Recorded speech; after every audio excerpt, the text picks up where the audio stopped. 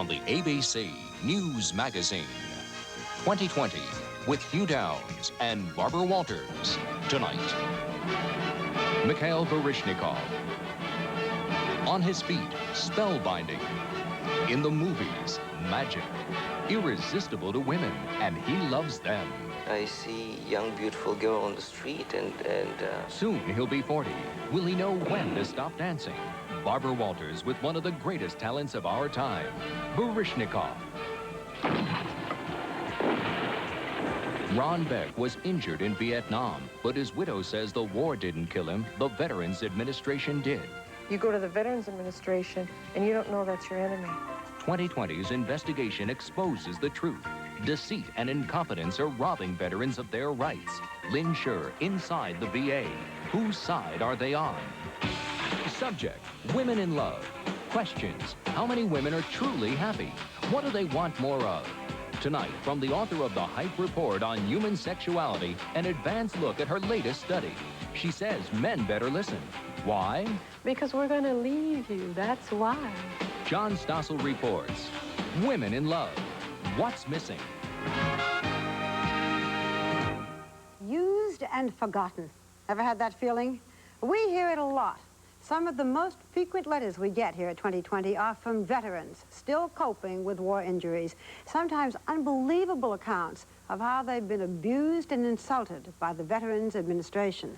Yes, and unfortunately, we found evidence that, if anything, their letters understate the problem. Appalling cases of callous, even gross neglect of men and women that we've asked to go into battle. For months, 2020 has been investigating the inner workings of the Veterans Administration. Lynn Shere has our report. What's hard is when Ron was fighting out in the jungle, or any Vietnam veteran, they fight an enemy, but they're trained to know that this is their enemy. When you come back to the States after the war, you go to the Veterans Administration, and you don't know that's your enemy. A disabled veteran in this country has no constitutional rights as far as his injuries are concerned. I'm talking about the bureaucratic system that's been set up within the Veterans Administration. You've got to understand, this is a man that loved his country. And finally, he did say, it's my country, wrong or right. But because it's my country, I have the right to say when it's wrong. And this is wrong. It's terribly wrong. For many wounded veterans of America's wars and their families, the wrongs begin here, at the headquarters of the Veterans Administration in Washington, D.C. As this nation's largest independent agency, it was created for one purpose: to care for him who shall have borne the battle, and for his widow and his orphan. It is the only place disabled veterans can turn for financial assistance. But there's been growing evidence recently that thousands of injured veterans attempting to get fair treatment are being denied their rights by what they see as a frustrating, uncaring system. You are about to hear some of their stories. Here is one. At the end of 1981, I found out he was living in his car. He had nowhere to live. They had cut back his disability, and he had lost everything. Judy Beck's husband, Ron, served 3 combat tours in Vietnam, where his heroism earned him an array of medals, including 2 Purple Hearts and 3 Bronze Stars. But a war injury also left him with severe back problems that would become totally disabling even after 4 major operations. Since his discharge from the service in 1972, Ron tried, without success, to get all the help he needed from the VA. But the agency kept cutting back on his benefits. That's when Judy met him. He said, okay, it's what I want you to do. I want you to see what I went through for 10 years. And I thought, well, this can't be that hard. It's obvious the man is disabled. So Judy Beck filed Ron's claim again, including surgeon's reports stating he was disabled. But no amount of documents did any good. And when the VA reduced Ron's benefits again from $443 to $352 a month, his only source of income, he hit rock bottom. God, I hurt. You wonder why I hurt? I hurt my back really bad. But like all government agencies, was all of red tape involved. Shortly after he made that audio tape, Ron Beck tried to kill himself. A report went into his VA file, putting them on notice that he was suicidal if he could not get relief. I would get on the phone and beg and plead with him, please, you know he's suicidal. Don't stop his disability checks. In January of 1984, Ron Beck heard from the VA again. This time, they said he owed them money, nearly $1,800 in an overpayment he'd received. And they said if he didn't pay it back, they would stop sending his benefit checks. It was a mistake, but they didn't catch it in time. And 4 months later, when his checks did stop coming, Ron Beck, disabled, depressed, and broke, took a loaded rifle to the shed behind his house and shot himself through the brain. 3 weeks after Ron's suicide, Judy Beck got a letter from the VA in which they admitted they'd made a mistake. They said they really owed him more than $12,000, and he should have been getting total disability, just what he'd been asking for. Judy Beck is convinced she is a widow because of the VA's negligence. But the grief she has suffered is not, according to records, an isolated example of the way veterans' cases are handled. In fact, internal VA reports found a national pattern of abuses of veterans' rights. VA investigators discovered these specifics. In one office, 80% of the cases were effectively ignored and the file folders piled up. In the Washington, D.C. office, in a blatant violation of VA rules, no evidence was regularly collected to document the veterans' claims. In New Orleans, claims were flatly denied, allegedly because veterans had not filed all the appropriate documents, even when the documents were already on file. In Pittsburgh, managers admitted they failed to notify veterans about a VA denial of their claim, thus denying the vet the chance to appeal. And the report went on to say, some managers admitted it was their policy to deny claims before the veteran had a chance to fully develop his case because these actions help to meet the established performance standards. In other words, the system rewards quantity rather than quality of work. Some people in the VA think that we are producing widgets, an element that is made in a factory. We're a service organization. We should be concerned more with the quality of our service than how many widgets are pushed out of our, quote, factories. That's wrong. It's not fair to the claimants. Ron Abrams is the VA attorney whose job it was to investigate reports of claim system abuses.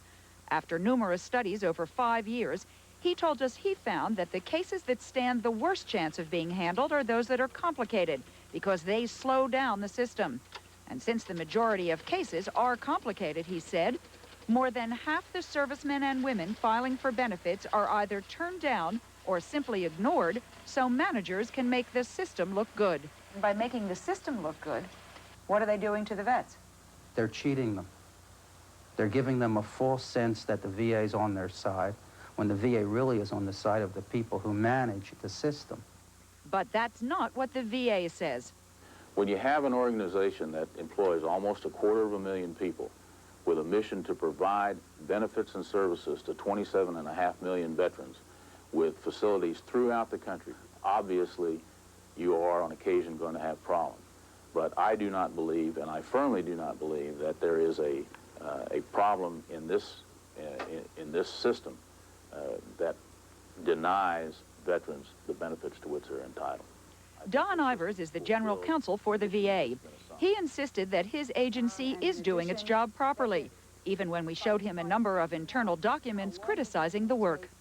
Findings on quality review reveal a national pattern of failure to take action, improper development, inadequate notification, and premature denials. Do you accept the fact that this is the way the VA has been run? No, I do not. I accept that as a statement from a report. That report was made in 1985. Since that time, systems have been established and put in place to correct whatever errors were found in 85. But 2020 has obtained another VA document dated just 4 months ago. It indicates that the system does not work because regional managers are more interested in, quote, self-preservation, keeping their jobs, than in veterans' rights. So this report basically substantiates what you found. Yes. But Ron Abrams says when he started writing memos to his bosses, they ignored his findings. And in one instance, a supervisor called him into his office and told him, if I knew what was good for me, I would keep my mouth shut. He got mad and took the entire folder, just not the memo, but the brown folder, and tore it in half and threw it away. What was your reaction? I was shocked. I couldn't believe that somebody would get so personally involved over any work issue and that he was so uncaring about our veterans. Abrams told us that the pressure to make management look good had perverted the once friendly relationship between many veterans and the VA. So much that the vets now need outside help to ensure fairness. But that help is prevented by two laws that protect the VA from any outside interference.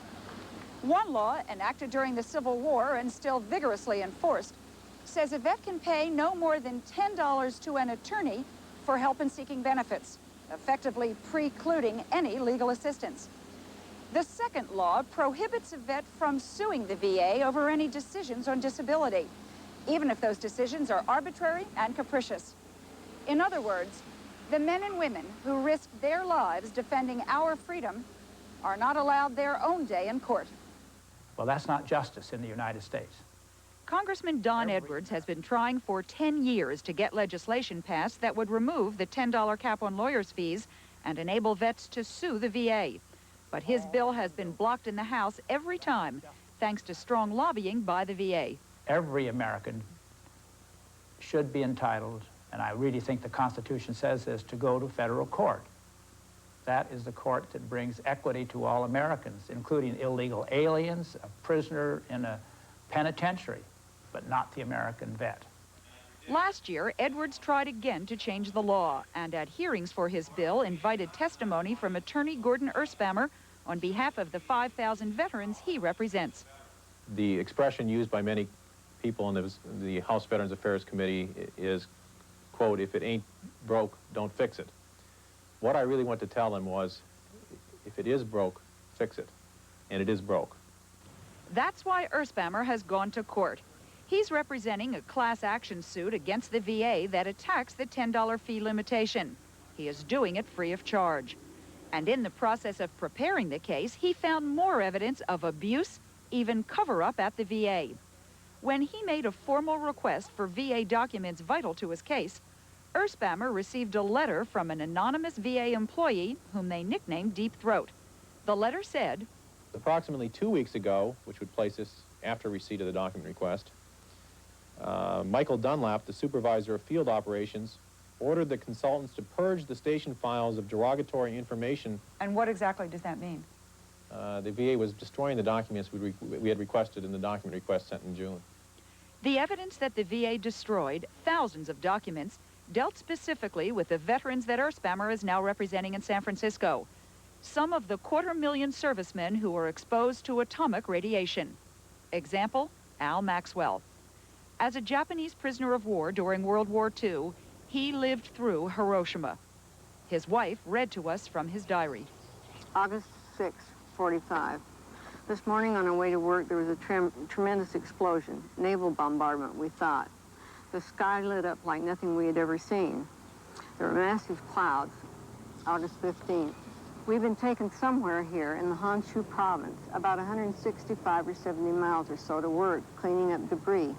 This can't have been any sort of bombing raid, nor could it have been a natural disaster, at least nothing I've ever read or heard about. I've got some kind of rash all over my arms and legs. That rash accompanied him all of his life. Did it occur to you that he had been exposed to radiation? No, to neither of us. We didn't even think about it until after the birth of our second child, when our doctor went through his medical history with him. Al and Jackie had 5 babies, 4 of whom died in infancy from birth defects strongly associated with exposure to radiation. Reason Wareheim is also part of the San Francisco lawsuit. He has lung cancer, which he believes came from his service in the U.S., in Nevada in 1953. It was the site of many secret A-bomb tests. During the one called Shot Simon, Wareheim and his troops were in a trench less than 2 miles from ground zero. We were crouched down in a trench with it over our eyes.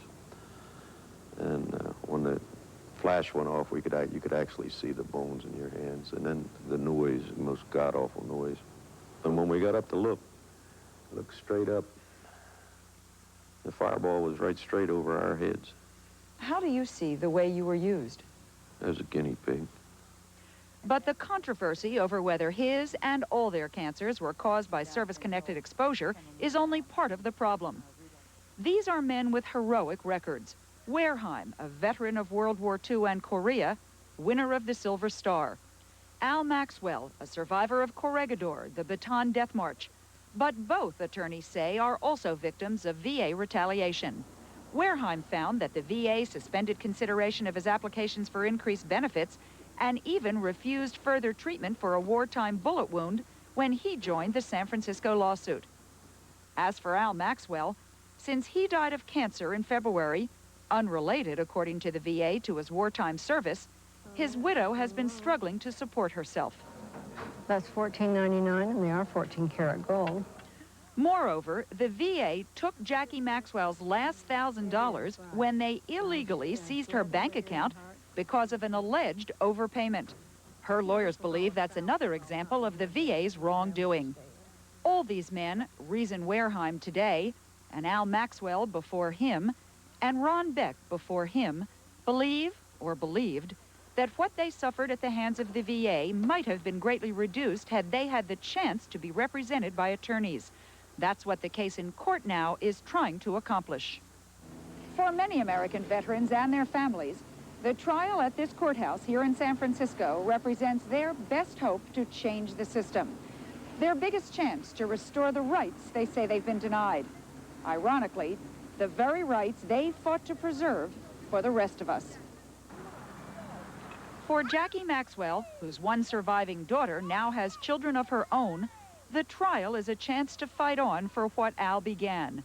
Not in bitterness, but as a patriot, and a sense of what's fair. He died saying, I want you to know that if I had to do it all over again, I would do it. And he turned to my daughter and he said, I want you and Mark to promise me that when the time comes, if this country ever needs those kids to fight for it, that they won't be card burners, that they will enlist, they will defend this country because wrong or right, it's still the best country in the world. And his last words to me was, keep on fighting. Keep on fighting. Don't you let this stop here.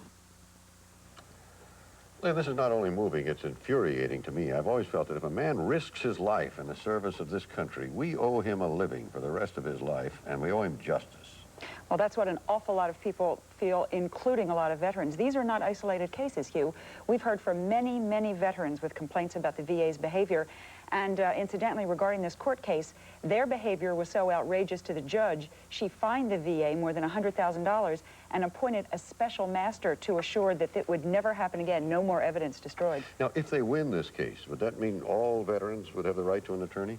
It's not clear. At the moment, the way the case is filed, it would only concern that narrow group of veterans who have filed the suit in that class action. There are still a lot of people who believe what the veterans really need is a law passed by Congress to enable them to have lawyers. Thank you, Lynn. Well, later, Barbara with Mikhail Baryshnikov. Talk about star power. Baryshnikov has that electricity in a new film and when he sat down to talk with Barbara. But next, soon everyone will be talking about women and love. Shere Hite's latest study says men have a lot to learn. Find out what's missing right after the first televised look at a study that you'll be hearing a lot more about in the weeks ahead. Women and love. Now, it's billed as a profile of how the typical American woman feels about that special man or men in her life. It's provocative and controversial, and it gets right to the point. What women want more of, how many are truly happy, and what men should be doing but aren't. Now, some critics may take shots at women and love. At least a lot of men are going to raise an eyebrow. But as John Stossel reports, the author's last study was a huge bestseller.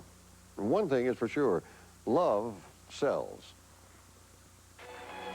I thought you'd gone. You can't be... It's so great in the movies. They gaze into each other's eyes. Hate you? Or is it that you love me? You love me, don't you? Don't you? Whom else would I love?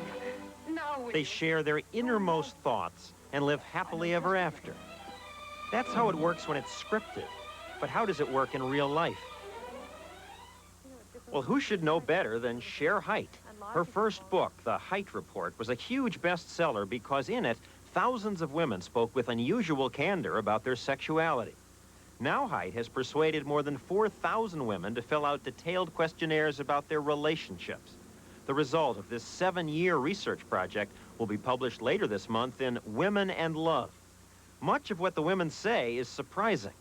Women tell it in a way that you don't see reflected in magazines, you don't see reflected any place except in conversations between women. And that is that women say men are causing them a lot of trouble and a lot of pain.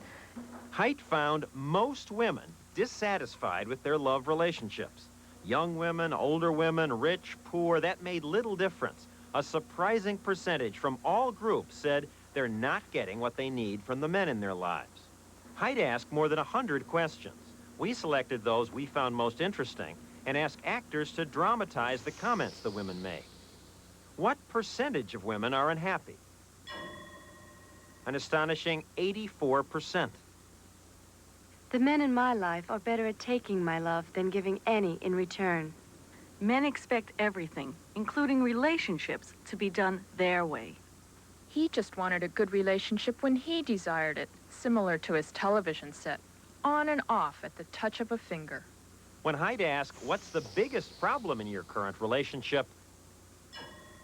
98% of the women said a lack of verbal closeness. Our problem is lack of open communication because of my husband's fears of exposing himself to himself, let alone to me. It could be better if he would open up and talk to me more. He keeps things bottled up. Hite says women want the men in their lives to talk more about their own personal thoughts, feelings, plans, and questions, and to ask them about theirs. I find this most surprising. It's not sex, it's not money, more talking. Right. If a man sees a woman as an equal, then he's going to try to draw her out and ask her what she feels about something. It's not only that he's going to finally give us the great gift of how he feels, but it's also he's going to want to know how we feel. Almost no woman says she gets that from a man. That's why we turn to women to talk. And to be listened to. When asked, what does your partner do that makes you the maddest? 77% of the women said he doesn't listen. I'll tell him something, and a few days later he says, "You never told me that." The worst thing he does is ignore me, be silent for hours when I try to talk. He whistles and walks out of the room while I'm talking, one said. Did any woman ever do that to you? No. Right. I think most women have had a similar experience. Maybe we men are just healthier and don't feel we need to talk about everything ad nauseum. You see, I hear that a lot, ad nauseum. And this really gets me, implying what you just said, that if we were healthy, we would adopt male characteristics and we would be less emotional, we would be more secure. You wouldn't need the reassurance, the talk. We would need reassurance if you weren't looking down on us to begin with. And Hite says when women do persist in discussing their relationship, men accuse them of nagging. It's been a stereotype for a long time that women are nagging men. I'm sure you're familiar with this, but nobody's taken seriously what women have been saying all this time. Women are not complaining, women are reporting on what's going on. That's the point that makes women very unhappy, that we should have to fight for our respect with someone who supposedly loves us. Who starts the fights? Who brings up the issues? 72% of the women say they do. I am fighting with him all the time to preserve our relationship. I do most of the talking, screaming, yelling, and crying during the fight. He just sits there. Hite says it's good that women start these arguments because otherwise important issues would never get discussed. So the fighting can be a productive way to force bringing up the issues that need... If men would listen to what it is women are really saying, rather than hearing the tone of voice or the upsetness, yes, it could mean a major change. And now what you're saying is it's all the man's fault. We're closed off, we treat women second-class citizens. We have to do all the changing. We've done a lot of changing as women.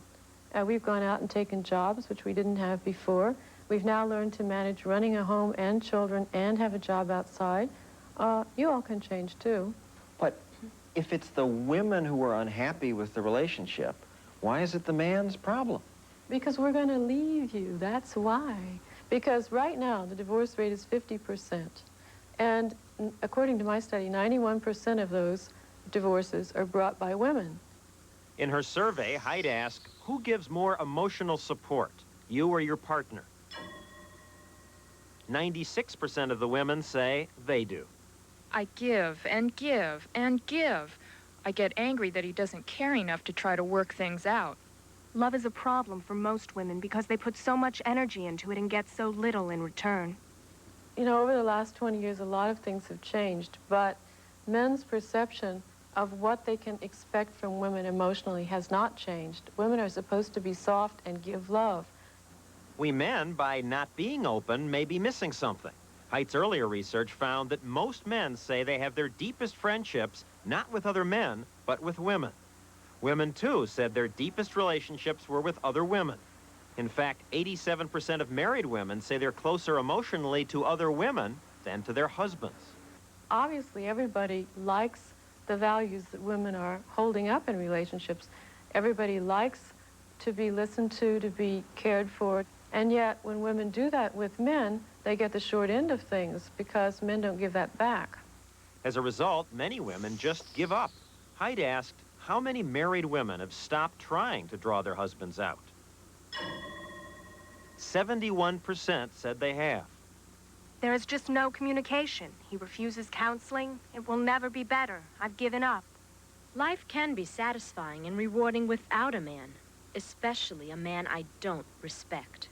I decided somewhere along the way that love relationships just aren't worth the trouble. You hear it in all kinds of popular songs like Tina Turner.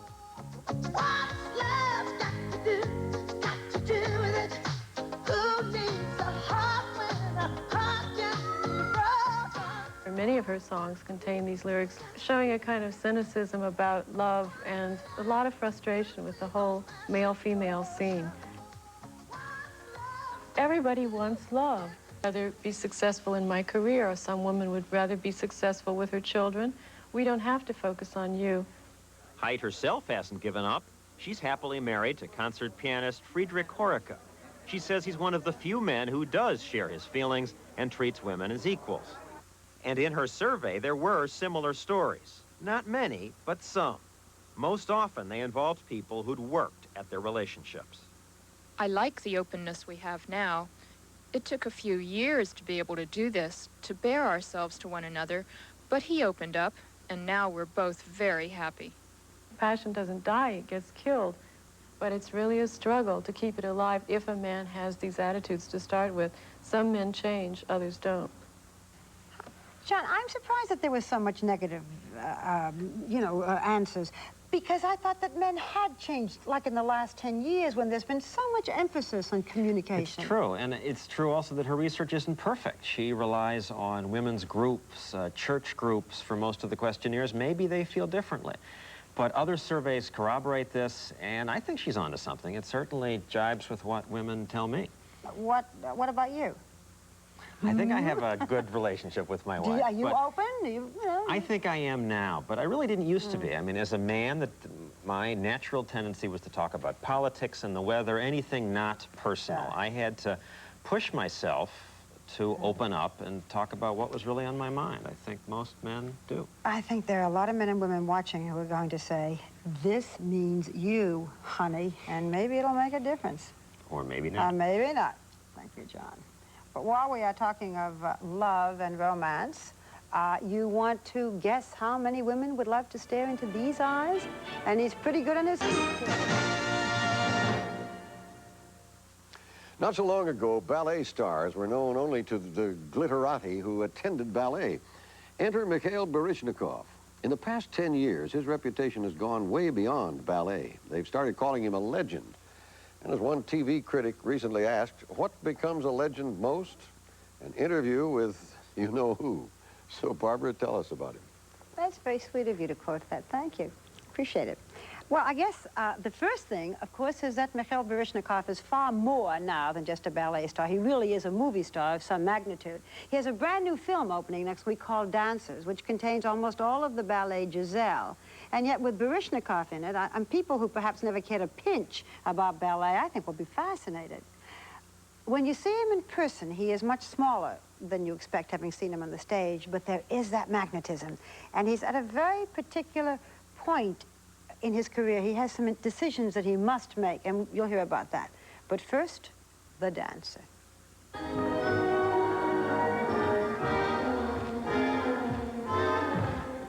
To watch Mikhail Baryshnikov dance is both exhilarating and baffling. He absolutely charms you with the wit and style that comes with every step. And he can make you gasp with his leaps that defied gravity. Every move, every gesture is the work of a genius. It is no wonder that he is one of the greatest dancers of this century. But what is even more extraordinary is that he has risen above the esoteric world of classical ballet and has become a superstar. His smile makes him irresistible, and his reputation is for breaking hearts. His first attempt at acting in The Turning Point made him an overnight sex symbol, as well as nominee for an Academy Award. And in his second film, White Nights, he proved he could be the star and bring in big box office. Who else but Baryshnikov could cut in on the president for a dance with the First Lady? And yet he shuns the spotlight, hates the word superstar, and prefers that people simply call him Misha. His typical day begins, as it has for almost 30 years, here at the dance bar. The concentration is total. He is a technician who has to make his technique invisible. On this day, he is rehearsing for a performance of George Balanchine's Who Cares, which will be shown on an upcoming PBS Dance in America program. He and his partner painstakingly work out each step, each move. But Baryshnikov says that it takes something from within to make a performance truly special. You take with you on stage your life. His life began in Riga, Latvia, to parents who were both Russian. As a young boy, he loved sports, but also became interested in music and dance because of his mother. She introduced me to the ballet first time. Nobody else, it was her. And when I was 6, 7. And I'm very grateful. Tragically, the mother that he loved dearly committed suicide. My mother died when I was a kid. I was 11 years old. And I was never close to my father, and he died a few years ago. My father, he was a colonel. And very much a product of Stalin time. What did your father think when you said, I'm going to be a dancer? If I'll get good marks, he doesn't mind, you know. And I was not a very good student, and I was working very hard, not because I wanted to be a good student, to please my father, that he will allow me to stay and take ballet. You know, that was that kind of agreement between me and him. He left home at 15 to train in Leningrad, and it became apparent very soon that his talents were unique. He then joined the Kirov Ballet in 1968 and became an immediate star. And that stardom took him to dance as a guest performer with the Bolshoi Ballet during an international visit to Canada. While there, on the evening of June 29, 1974, he defected. The hardest part of making that decision, he says, was his worry about what might happen to his father. His ex-military background and dealing with, obviously, he dealt with KGB. And that was very, very tough on him. And I'm blaming myself for that, obviously. Were they tough on him after you left? Yes, yes. Do you now, 13 years later, do you remember now what propelled you that day in Canada in 1974 to leave? You had it all in Russia, didn't you? You had the big house and the car and the life and the praise and the awards and, you know, everything one could want there. My professional life was slipping away, you know, I was very much in trouble with myself. You mean because you were doing the same ballets? You know, I could have done all the same classical ballets for years and years and years and years. On the other hand, the entire artistic world opened up for Baryshnikov when he came to America after the defection. He joined the American Ballet Theater and became its star dancer, and later its artistic director. He seemed to want to try every form of dance, something that he had never been able to do in Russia.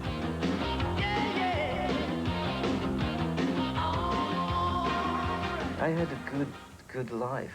I had a good life here. Last year, when you became a citizen on the 4th of July, I was broadcasting that. Baryshnikov will dance for the first time as an American citizen. I saw you being sworn in and then dancing. What was it like for you to dance that first time as an American? It was very exciting.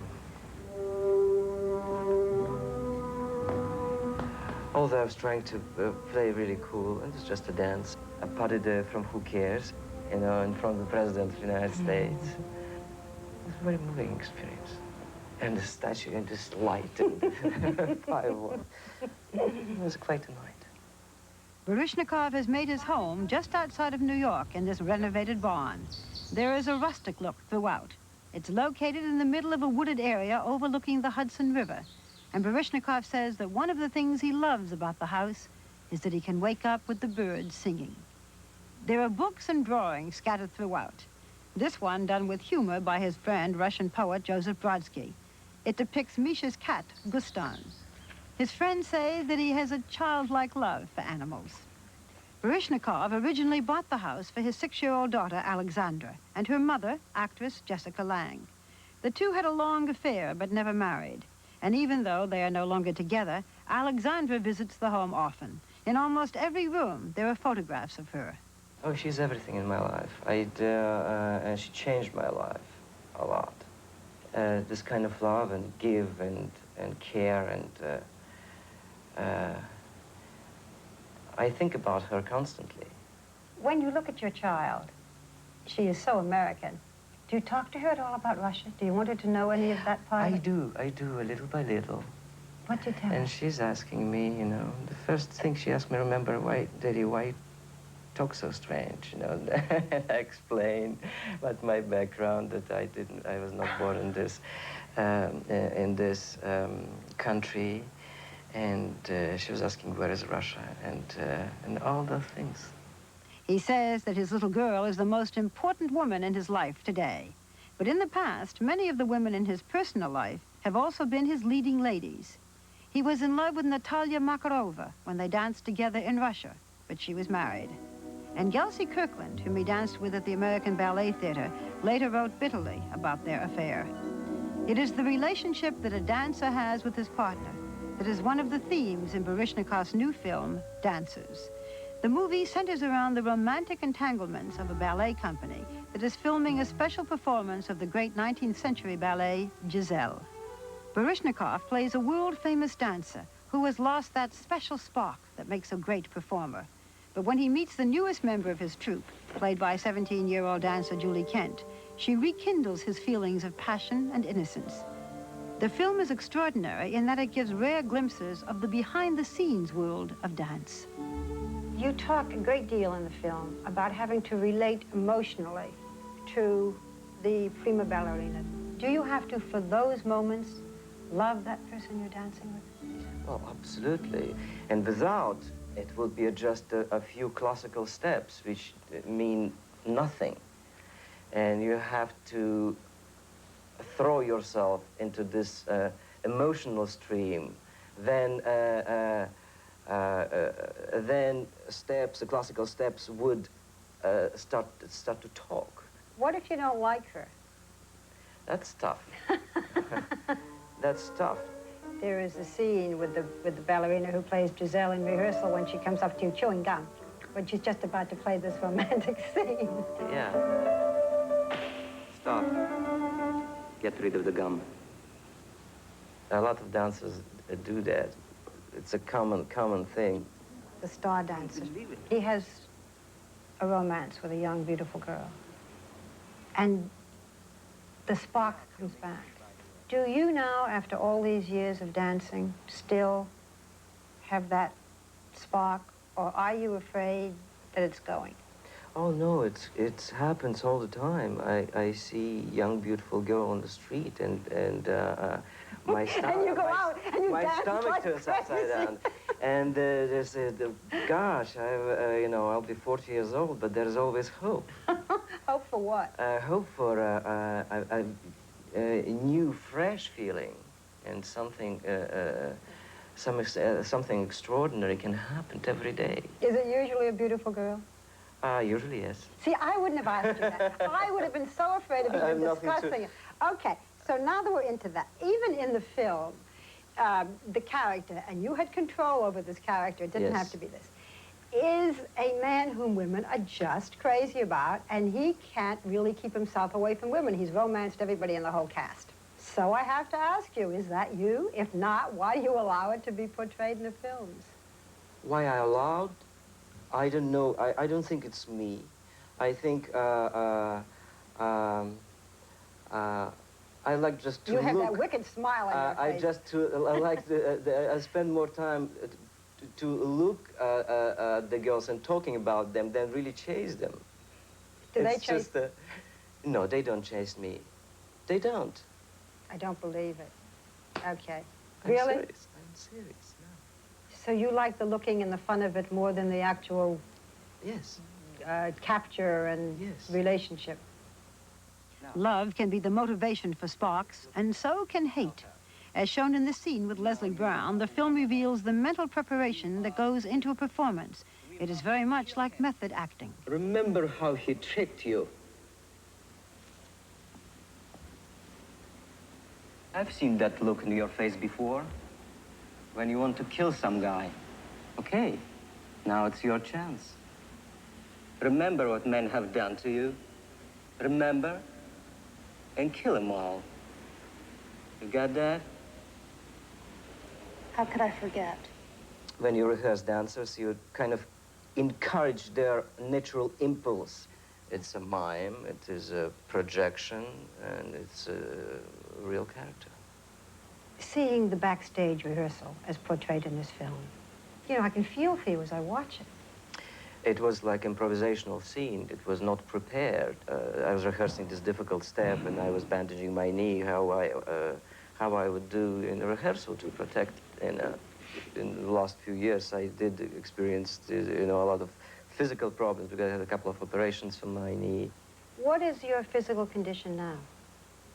Very good. Knees okay? Not 100%, but I figure out how to work around my injuries.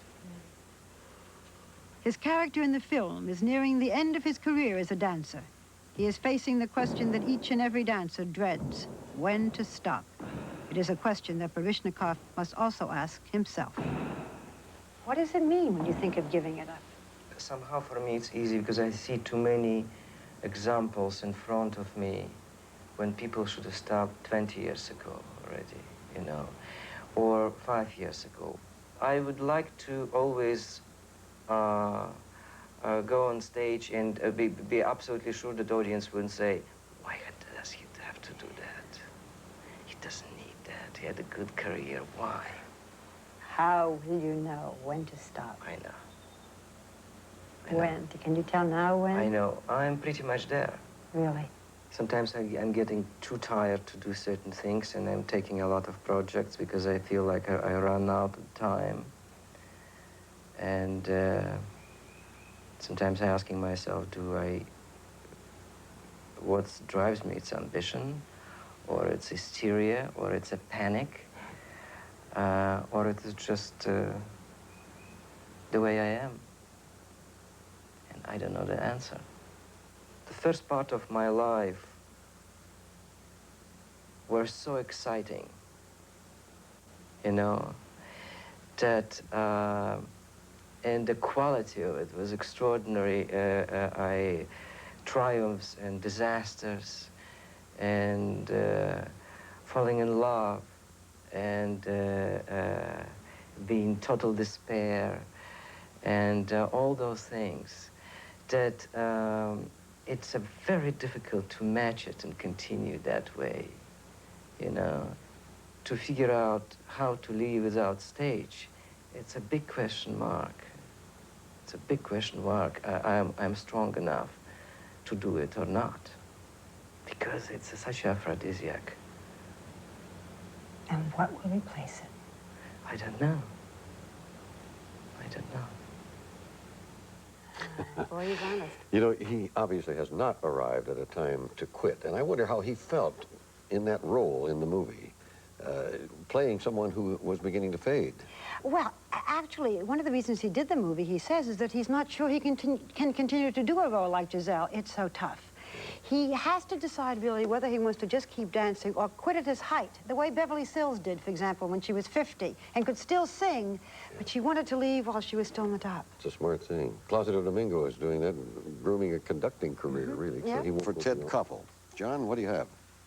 Hugh, they're saying it's a disaster a day for Democratic presidential hopefuls. Is that scrutiny too intense? Our guests include Congresswoman Pat Schroeder of Colorado, as we look at how the rules of the game have changed.